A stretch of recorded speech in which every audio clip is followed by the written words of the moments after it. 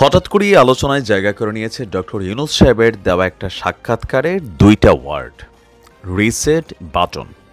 নিশ্চিতের মধ্যে এ নিয়ে আপনারা অনেক মন্তব্য দেখেছেন, অনেক কিছু পত্রিকা দেখছেন, বাট অনেকে বিষয়টা বুঝতে পারছেন না যে রিসেট বাটন বিষয়টা আসলে কি, কেন আন্তর্জাতিক গণমাধ্যমকে দেওয়া সাক্ষাৎকারে তিনি এমন কথা বললেন।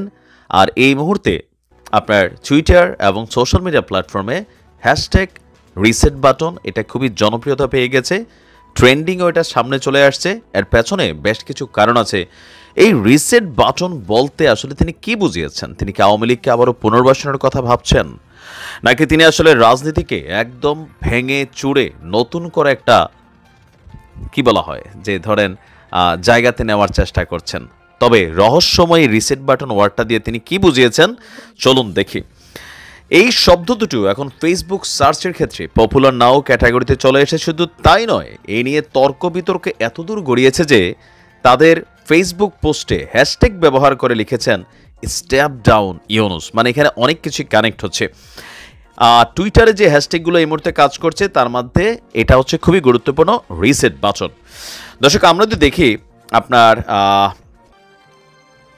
আমরা একটু দেখি যে সম্প্রতি জাতিসংঘের সাধারণ পরিষদে ৭৯তম অধিবেশনে যখন ডক্টর ইউনূস আপনার যুক্তরাষ্ট্রে গিয়েছিলেন, সেখানে ভয়েস অফ আমেরিকাকে দেওয়া একটা সাক্ষাৎকারে তিনি এই বক্তব্যটা দিয়েছিলেন। বক্তব্যটা একটু গুরুত্ব সহকারে বুঝতে হবে। একটা প্রসঙ্গ ছিল যে সরকার পতনের পর ধানমন্ডির ৩২ নম্বরে বাংলাদেশের প্রতিষ্ঠাতা রাষ্ট্রপতি শেখ মুজিবুর রহমানের যে বাড়িটি ছিল, যেটিকে পরবর্তীতে জাদুঘর বানানো হয়েছে, সেটিকে বিনষ্ট করা হয়েছে। অন্তর্বর্তী সরকার দায়িত্ব গ্রহণের পর ১৫ই আগস্টের ছুটি বাতিল করা হয়েছে। শেখ মুজিবুর রহমানের বহু ভাস্কর্য ভেঙে ফেলা হয়েছে। উপস্থাপকের প্রশ্ন ছিল, এ নিয়ে সমালোচনা আছে। অনেকে বলছেন যে বঙ্গবন্ধু শেখ মুজিবুর রহমানকে তারা ফেসিবাদের আইকন হিসেবে দেখছেন। দীর্ঘদিন ধরে বাংলাদেশের জাতির জনক হিসাবে বঙ্গবন্ধু শেখ মুজিবুর রহমান স্বীকৃত। এ ব্যাপারে আপনার সরকারের দৃষ্টিভঙ্গি কি? কিন্তু ডক্টর ইউনূস উপস্থাপকের এই প্রশ্নের সরাসরি কোনো জবাব দেননি। জবাব না দিয়ে তিনিই বরং উপস্থাপককে বলছেন, আপনি পুরনো দিনের কথাবার্তা বলছেন। এখন এটা পুরনো দিন কোনটা? মানে সরকার পতনের আগের যে দৃশ্যপটগুলা। তো তিনি বলছেন যে এর মাঝে একটা গণঅভ্যুত্থান হয়ে গেল, আপনার বোধহয় স্মরণে নেই, আপনি এমনভাবে কথা বলছেন, মানে এটা ডক্টর ইউনূস উপস্থাপককে বলছে যেন এসব ঘটনা ঘটেনি। নতুন ভঙ্গিতে যা হচ্ছে সেটিকে দেখতে হবে। তো কত ছেলে প্রাণ দিল সেটা নিয়ে আপনার কোনো প্রশ্ন নাই, কেন প্রাণ দিল? এটা ডক্টর ইউনূস আবার উপস্থাপকের প্রশ্ন করলেন। এর ঠিক পরে তিনি বলছেন, প্রথমে স্বীকার করতে হবে যে ছাত্ররা আমরা রিসেট বাটন পুশ করছি, এভরিথিং ইজ গন, অতীত নিশ্চিতভাবে চলে গেছে। শব্দটা আবারও বলছি, তিনি বলছেন যে ছাত্ররা বলছে যে আমরা রিসেট বাটনে পুশ করেছি। এই রিসেট কি ৭১ পূর্ববর্তী সময়ে অথবা এই ১৬ বছর যে শেখ হাসিনার আওয়ামী লীগের রাজত্ব ছিল এইটার পূর্ববর্তী সময় আর্মি শাসনের সময়কে বোঝানো হচ্ছে, নাকি আসলে কি বোঝানো হচ্ছে? মানে কিসের রিসেট বাটন? যেখান থেকে বাংলাদেশে শুরু হলো, অথবা বিফোর আওয়ামী লীগের সরকার যেখানে ছিল সেনাবাহিনী সরকার, মানে কোন জায়গাটা থেকে? এটা নিয়ে কিন্তু আসলে বেসিক্যালি এখানে একটা কোয়েশ্চেন মার্ক ক্রিয়েট হয়েছে। আবার ইউনূস সাহেব বলছে যে প্রথমে স্বীকার করতে হবে যে ছাত্ররা বলছে আমরা রিসেট বাটন পুশ করছি, এভরিথিং ইজ গন, অতীত নিশ্চিতভাবে চলে গেছে, এখন নতুন ভঙ্গিতে আমরা গড়ে তুলব। দেশের মানুষও আপনার তা চায়। সেই নতুন ভঙ্গিতে গড়ে তোলার জন্য আমাদেরকে সংস্কার করতে হবে। রিসেট বাটন প্রসঙ্গে আলোচনার সূত্রপাত বেসিক্যালি তার এই মন্তব্য থেকে।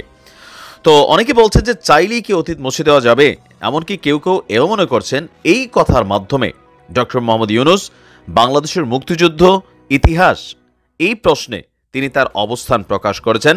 যদিও কারো কারো মতে তিনি বলছে যে এখানে এটা কেবল ভুল বোঝাবুঝি সৃষ্টি হয়েছে, এটাকে কেন্দ্র করে আপনার রাজনৈতিক ফায়দা লুটার চেষ্টা করছে আবার কোনো একটা মহল।